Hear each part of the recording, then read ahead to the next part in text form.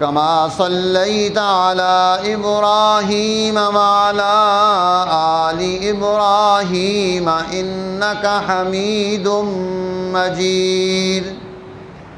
اللهم بارك على محمد وعلى آل محمد كما باركت على إبراهيم وعلى آل إبراهيم إنك حميد مجيد.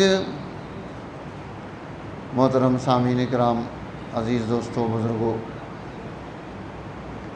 گزشتہ جمعے میں کچھ گفتگو ہماری ہوئی ہے مقاصد شریعت کے اعتبار سے. شریعت ہمارے اندر جو خوبی پیدا کرنا چاہتی ہے کہ انسان اللہ کے ساتھ اپنا تعلق اچھا اور کھرا بنا لے، جسے تعلق مع اللہ کہا جاتا ہے، جسے خدا پرستی کہا جاتا ہے. اس پر گفتگو ہم کر چکے ہیں. اور دوسری چیز تعلق مع الخلق ہے کہ انسان اللہ کی محبت میں جو کردار ادا کرے گا سوسائٹی اور سماج میں، اللہ کی مخلوق کے ساتھ اس کا جو رویہ ہوگا، جسے انسان دوستی کہا جاتا ہے، یہ تعلق مع الخلق ہے کہ بندے کا بندے کے ساتھ کیا تعلق ہے، مخلوق کا مخلوق کے ساتھ کیا رشتہ ہے.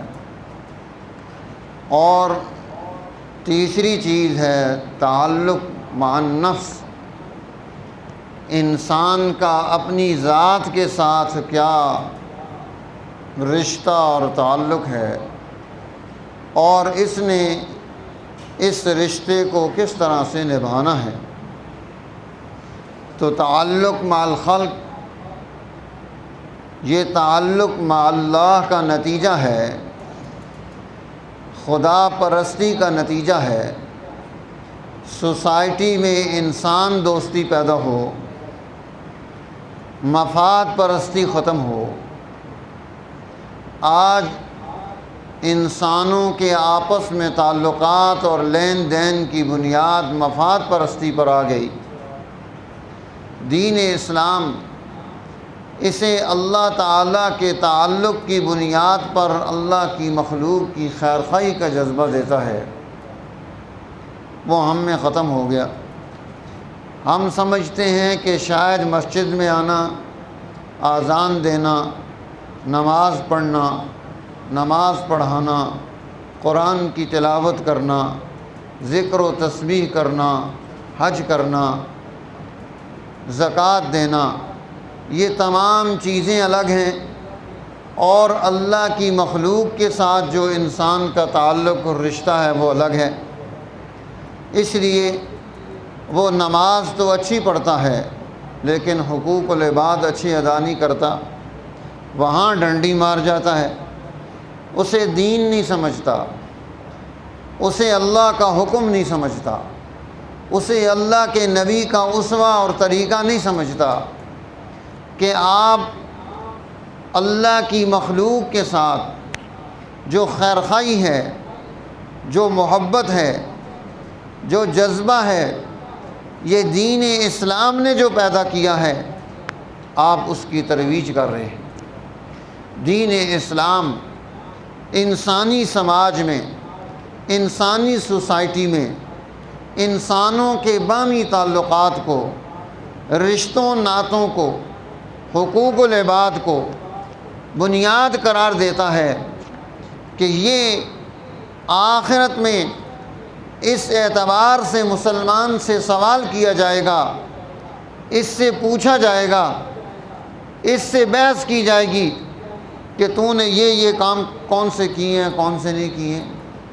تو تعلق مع الخلق اللہ کی مخلوق کی خیر خواہی کا جذبہ، اللہ کی مخلوق کی محبت کا جذبہ، اور خدا پرستی کے نتیجے میں اس جذبے کا پیدا ہونا کہ میں مسلمان ہوں تو میرے ہاتھ سے، میری زبان سے، میرے کردار سے، میری گفتار سے، میرے عمل سے کسی دوسرے مسلمان کو تکلیف نہیں پہنچنی چاہیے۔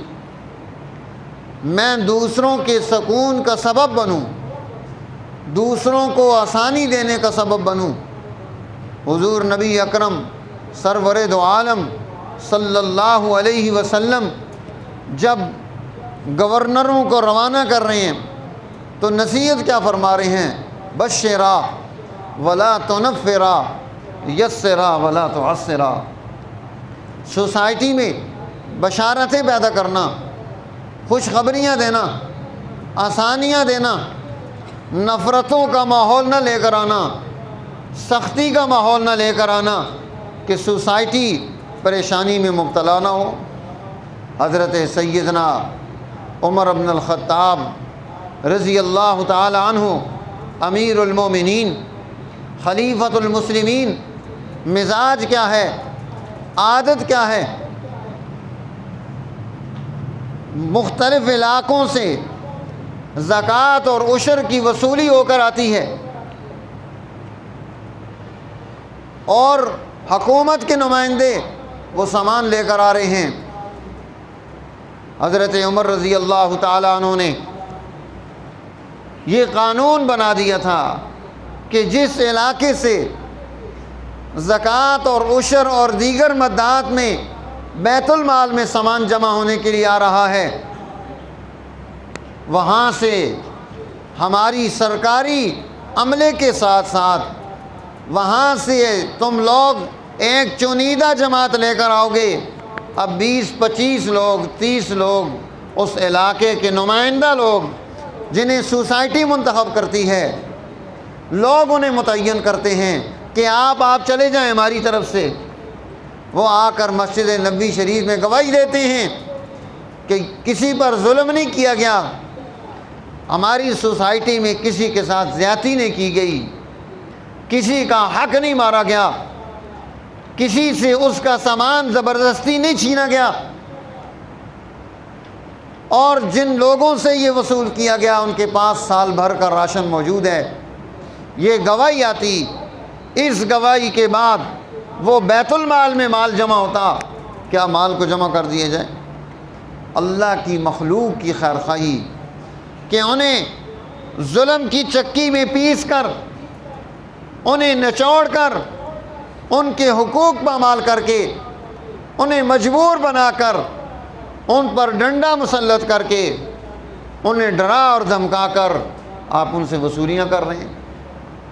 دین اسلام اللہ کی مخلوق کی محبت کا جذبہ دیتا ہے، اور دین کی بنیاد پر دیتا ہے کہ یہ دین کی بنیاد پر اس کے اندر یہ خوبی منتقل ہونی چاہیے کہ خدا پرستی، اللہ کی عبادت، اللہ کے تعلق کا نتیجہ اللہ کی مخلوق کی خدمت کی صورت میں نظر آئے کہ ہاں یہ واقعی نمازی ہے، تو نماز کا اثر سوسائٹی میں نظر آئے، حج کا اثر سماج میں نظر آئے، زکوٰۃ کا اثر سماج میں نظر آئے، ذکر و تسمیح کا اثر سماج میں نظر آئے۔ سوسائٹی کیسی جا رہی ہے؟ تو میرے دوستو، یہ دو الگ چیزیں نہیں، یہ دونوں ایک ہی چیز ہے، ایک چیز کے دو رخ ہیں۔ آج ہم نے دونوں کو الگ کر دیا، عبادت کا تعلق الگ کر دیا، اور اللہ کی مخلوق کے ساتھ معاملات کا جو تعلق تھا اسے الگ کر دیا۔ اس کا نتیجہ کیا پیدا ہوا؟ آج آپ اپنے سماج کو دیکھ لیں، یہ خودکشیاں کیوں ہو رہی ہیں، یہ عزتیں کیوں نیلام ہو رہی ہیں، یہ انسانیت مصیبتوں میں کیوں مبتلا ہے؟ اس لیے کہ ہم نے دین کا جو تقاضا تھا، اللہ کی مخلوق کی خیر خواہی کا، دین کا جو تقاضا تھا، اللہ کی مخلوق کی خدمت کا، دین کا جو تقاضا تھا، اللہ کی مخلوق کے حقوق ادا کرنے کا، ہم نے وہ تقاضا بھول گئے، ہم نے اسے چھوڑ دیا، ہم نے صرف نظر کر دیا، ہم نے اسے گما دیا۔ اور ہم اس کام پر مطمئن ہوں گے۔ الا کلکم راعٍ، اللہ کے حبیب فرماتے ہیں سن لو، تم میں سے ہر ایک ذمہ دار ہے، نگران ہے۔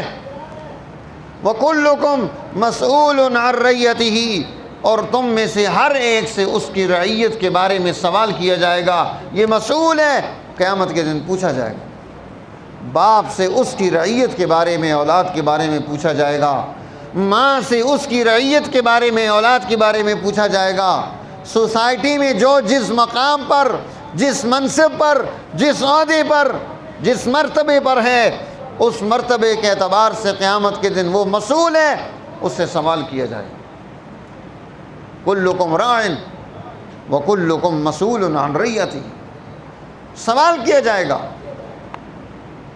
آج ہمارے دلوں میں مال کی محبت ایسے پیدا ہو گئی، ہم نے سوسائٹی میں اپنے حقوق، اللہ کی مخلوق کے حقوق ادا کرنے چھوڑ دی۔ اس لیے قرآن حکیم ہمیں توجہ دلاتا ہے۔ اللہ تعالیٰ فرماتے ہیں کہ جب ہم انسان کو مال دیتے ہیں، وسائل معیشت دیتے ہیں، فَأَكْرَمَ وَنَعَمَ، انعام و اکرام ملتا ہے، فَيَقُولُ رَبِّي أَكْرَمَنِ، یہ کہتا ہے میرے رب نے مجھے اکرام دیا، عزت دی۔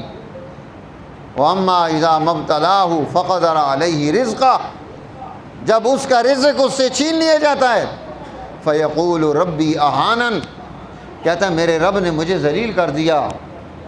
اللہ فرماتے ہیں نہیں، کلا، ہرگز ایسی بات نہیں ہے، کلا، ایسا نہیں ہو سکتا کہ تمہارا رب تمہیں ذلیل کر دے یا تمہارا رب تمہیں عزت دے۔ یہ ذلت اور عزت یہ تمہارا اپنے ہاتھ کی کمائی ہے، محنت ہے جو تم کر کے آئے ہو۔ کلا بل لا تکرمون الیتیم، تم سوسائٹی میں اللہ کی مخلوق کے حقوق ادا نہیں کرتے۔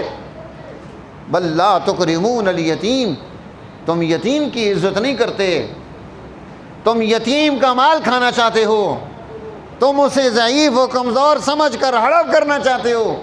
بل لا تکرمون الیتیم ولا تحاضون علی طعام المسکین، تم محتاج لوگوں کی کھانے کا، کسی کو بندوبست کرنے کا، تم اس کو رہنمائی بھی نہیں دیتے، خود کرنا تو دور کی بات ہے، دوسرے کو بھی ترغیب نہیں دیتے۔ ولا تحاضون علی طعام المسکین وتأکلون التراث اکلا لما، تم وراثت کا سارا مال اکیلے ہڑپ کرنا چاہتے ہو۔ یہ چاچا، تایا، ماما، بہن، بھائی، کوئی بھی رشتہ دار سامنے نہ ہو، ساری وراثت میرے پاس آ جائے۔ آج ساری سوسائٹی سمیت نیک لوگوں کے اپنی بچیوں اور بہنوں کو حقوق نہیں دیتے، وراثت میں سے ان کا حق کھا جاتے ہیں۔ حج کر رہے ہیں، عمرے کر رہے ہیں، ذکر و تسبیح کر رہے ہیں، بچی کا حق کھا لیا، بہن کا حق کھا لیا۔ کس نے اجازت دی ہے کہ کوئی کسی کا حق کھا جائے؟ جو شریعت نے اس کے ذمہ لگایا ہے۔ وَتَأْكُلُونَ التُّرَاثَ أَكْلًا لَمًّا، تم وراثت کا سارا مال اکیلے ہڑپ کرنا چاہتے ہو۔ وَتُحِبُّونَ الْمَالَ حُبًّا جَمًّا، تم جی بھر کے مال سے محبت کرتے ہو۔ اس مال کی محبت میں تم نے رشتے، ناطے، تعلقات سب ختم کر دیے، خون سفید کر دیے۔ اور جب یہ چار قسم کے گناہ تمہارے اندر موجود ہوں گے تو دنیا میں تمہیں عزت کیسے مل سکتی ہے؟ تمہیں کامیابی کیسے مل سکتی ہے؟ تمہیں رسوائی کیوں نہیں ملے گی؟ اس لیے اللہ کسی کو رسوا نہیں کرتا، انسان کا عمل اسے رسوا کر رہا ہوتا ہے۔ تو قرآن حکیم ہمیں توجہ دلاتا ہے حقوق العباد کی، اللہ کی مخلوق کے ساتھ تعلق کی۔ یہ ہے تعلق مع الخلق، کہ ہم اللہ کی مخلوق کے ساتھ تعلق درست کر لیں، اس لیے اس تعلق کو درست کرنے کی طرف رہنمائی دی۔ حضور نبی اکرم سرور دو عالم صلی اللہ علیہ وسلم کا زمانہ ہے، دو آدمیوں نے معاملہ کیا، زمین خریدی بیچی۔ جب خریدار نے زمین خرید لی، پیسے ادا کر دیے، وہ زمین پر آ کر کام کرتا ہے، کھدائی کرتا ہے، اندر سے ایک پتیلا نکلا ہے پیتل کا، سونے کا بھرا ہوا ہے۔ اس نے اپنے گھر والوں سے کہا کہ اس کو نہیں چھیڑنا، اس کو بند کرو، سائڈ پہ رکھ دو۔ وہ شام کو اس کے گھر چلے گئے کہ بھائی ہم نے آپ سے زمین خریدی تھی اور یہ پتیلا نکلا ہے سونے کا، یہ آپ وصول کر دیں۔ اس نے کہا بھائی جب میں نے زمین بیچ دی تو زمین میں جو کچھ تھا سارا بیچ دیا، اب یہ تمہارا ہے میرا نہیں ہے۔ اس نے کہا نہیں تمہارا ہے۔ وہ کہتا ہے میں نہیں لیتا، یہ کہتا ہے میں نہیں لیتا۔ ہم پاکستانی ہوتے تو سارا ہی ہڑپ کر جاتے کہ سارا ہمیں مل جائے۔ اب وہ جھگڑا بڑھ گیا، جھگڑا طول پکڑ گیا، اور طول اس لیے پکڑ گیا کہ دونوں منکر ہیں، لینا نہیں چاہتے۔ حضور نبی اکرم سرور دو عالم صلی اللہ علیہ وسلم کی بارگاہ اقدس میں جھگڑا پہنچا۔ آپ نے فرمایا اچھی بات ہے، یہ بتاؤ کہ تمہاری اولاد بھی ہے؟ انہوں نے کہا ہاں جی اولاد ہے۔ تیرا جی میرا بیٹا ہے، تیری میری بیٹی ہے۔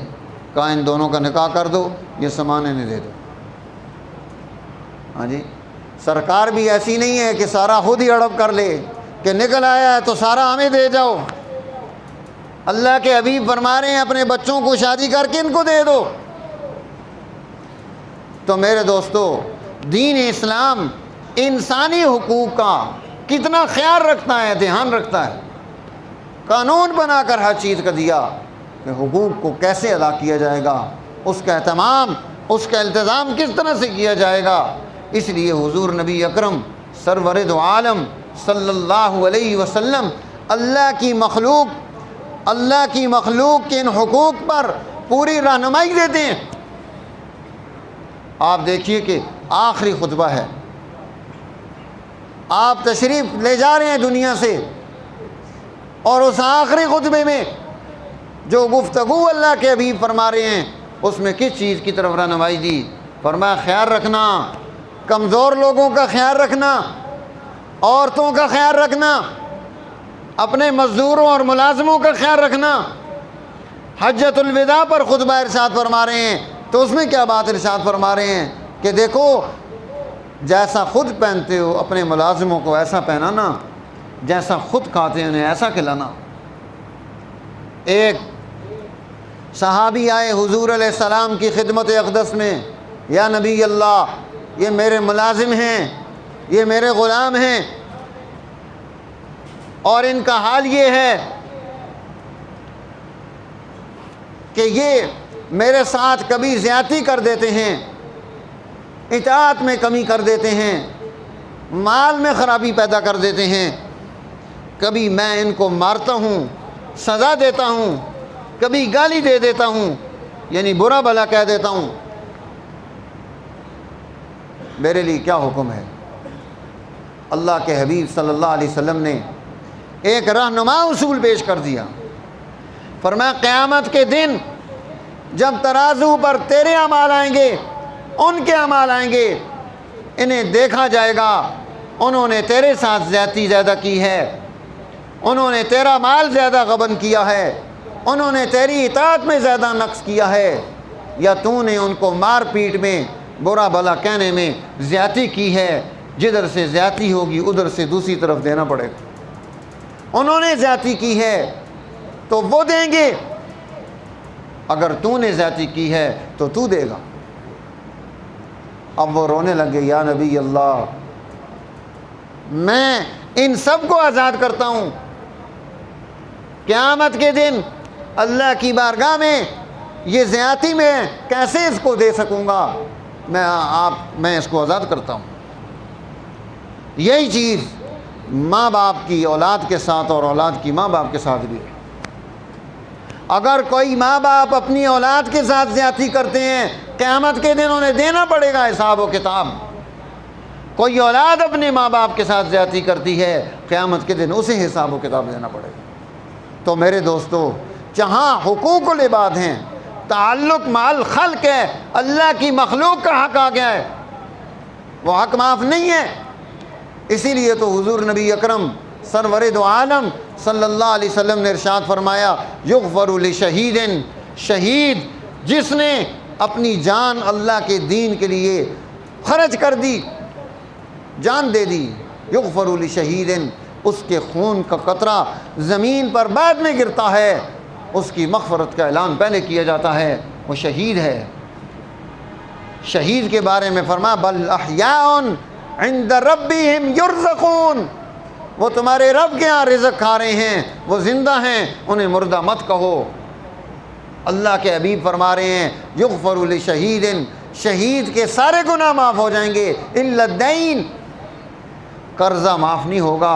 قرضے کا تعلق حقوق العباد کے ساتھ ہے، بندے کا بندے کے ساتھ معاملہ ہے، سارے گناہ معاف ہو گئے۔ تو میرے دوستو، مخلوق کے حقوق کو ادا کرنا، اللہ کی مخلوق کے حق کو دین کا حق سمجھ کے قائم کرنا، یہ ہے مسلمانی۔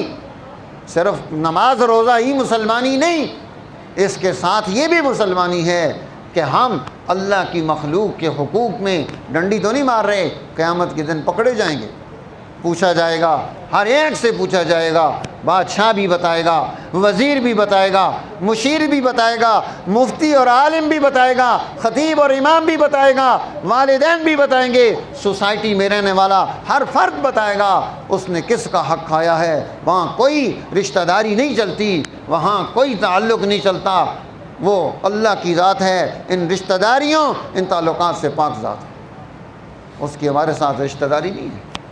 وہ قیامت کے دن ہر ایک سے پوچھے۔ تو میرے دوستو، آج ہم یہ سوچ لیں کہ ہم نے قیامت کے دن اللہ کی بارگاہ میں کھڑے ہو کر جو جواب دینے ہیں وہ کیسے درست ہوں۔